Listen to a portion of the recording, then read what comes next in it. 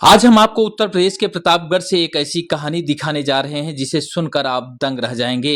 ये कहानी है एक गुरु की जिसे समाज पूजता है, लेकिन कुछ साजिशकर्ताओं ने उसे समाज की नजरों में गिराने के लिए जाल बुना।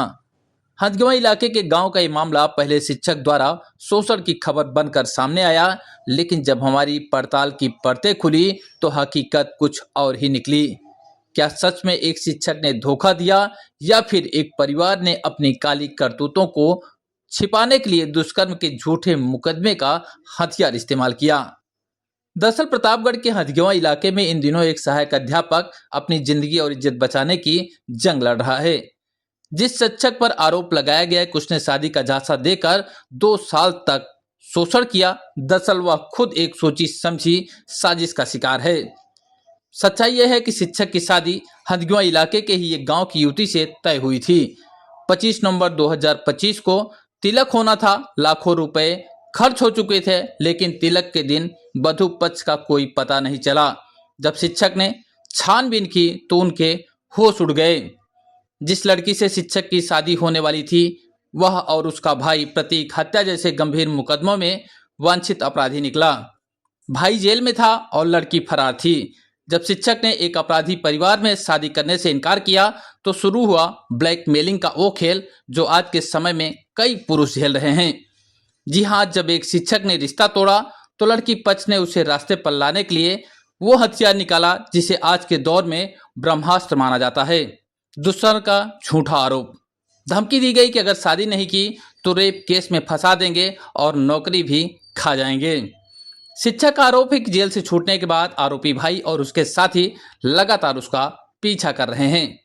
सरकारी ड्यूटी करना मुश्किल हो गया है। इतना ही नहीं, सोशल मीडिया पर फर्जी वीडियो और खबरें फैलाकर एक शिक्षक की गरिमा को भी तार तार किया जा रहा है।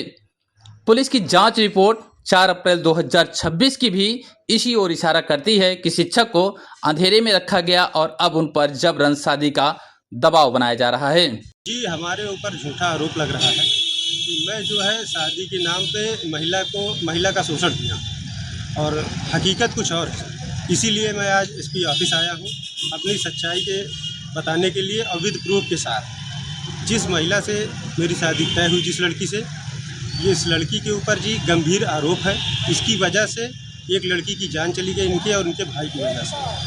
और नियत जब शादी की डेट हमारी फिक्स थी, सारी तैयारी हम लोगों के द्वारा कर ली गई थी। तिलक की डेट, बारात की डेट सब निश्चित थी। 25 नवंबर 2025 को तिलक थी और 30 नवंबर 2025 को बारात थी। और ये लोग भी पूरी तैयारी कर लिए थे सर। मामले में ये लोग लास्ट तक हम लोगों को आश्वस्त करते रहे कि उसी डेट पर शादी होगी। ये लोग अरेस्ट स्टे लेने के लिए लखनऊ कोर्ट भी गए, वहाँ से इनको अरेस्ट स्टे नहीं मिला। फिर ये लोग जो बुकिंग किए थे उसका साक्ष्य मेरे पास है, मैं आपको कहिए तो दिखा दूँ। गेस्ट हाउस सर 2 नवंबर 2025 को ये लोग जाके गेस्ट हाउस कैंसिल किए। 3 अक्टूबर 2025 को इनके ऊपर मुकदमा इनके और इनके भाई के ऊपर हुआ है और 2 नवंबर 2025 को ये लोग गेस्ट हाउस कैंसिल करके घर छोड़कर फरार थे। उसके बाद ना ये तिलक चढ़ाने आए और ना ही बारात। अब हम कहाँ लेके जाए जब घर से सब लोग फरार हैं, तो हम बारात लेकर कहाँ जाएँ। उसके बाद इनका भाई जेल चला गया। 2 महीने जेल काटने के बाद वो वापस आया और ये अरेस्ट स्टे लेकर वापस आए। अब उसके बाद 8 अप्रैल को ये लोग 5 लोग मेरे घर आते हैं और कह रहे हैं कि अब नई डेट आप निकालिए शादी के लिए। अगर आप शादी नहीं करेंगे तो मैं आपको दुष्कर्म के मामले में फंसा दूँ। तो हमने कहा कि जिस समय शादी फिक्स थी उस डेट पर आप लोग कहाँ थे?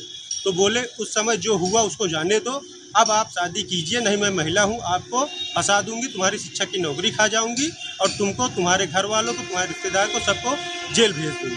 ये मेरे रिश्तेदार को जानती भी नहीं है, उनका नाम न पता है, न कभी बात की है, न उनसे कभी मिली है। उनका भी नाम लिखाई है कि मैं उनको जानती नहीं हूँ, फला जहाँ उनका घर। अब इस तरह से ये लोग धमकी दे रहे हैं और कह रहे हैं नए डेट निकालिए।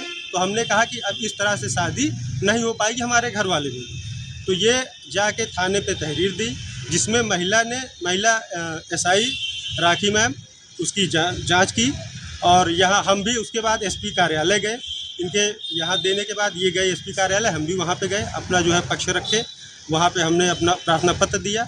एसपी साहब से हमारी मुलाकात हुई तो उन्होंने हमसे पूछा क्या हुआ, आपकी शादी हुई है कि नहीं। हमने कहा सर अभी कोई मांगलिक कार्यक्रम नहीं हुआ है, शादी सिर्फ फिक्स हुई है और इनके घर वाले आए थे, शादी फिक्स किए थे। तो बोले कि इसमें कार्रवाई क्या चाहते हैं। हमने कहा सर दोनों पक्षों को थाने पे बुला के समझौता करा दिया जाए।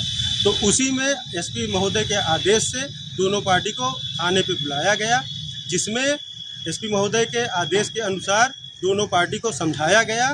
तो उल्टा ये झूठा आरोप महिला एसआई जो राखी सिंह मैम है उनके ऊपर झूठा आरोप लगा रही हैं कि ये आप व्यक्तिगत लाभ के लिए मुकदमा नहीं लिख रही हैं। उन्होंने कहा कि ठीक है, आप जो आरोप लगा रही हैं कि हम 16 लाख इनको कैश दे दिए हैं, उसके बाद अनेक होटलों में ले जाते थे, तो उसका साक्ष्य आप लेकर आइए, मैं मुकदमा लिखने को तैयार हूँ।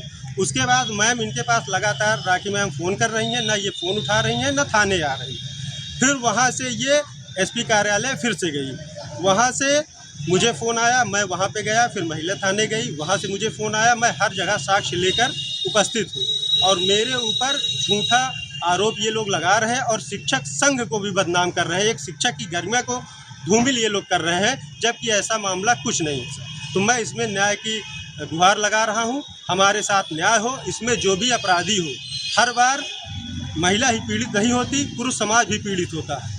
तो कानून अगर महिला के लिए है तो पुरुष के लिए भी समान होना चाहिए।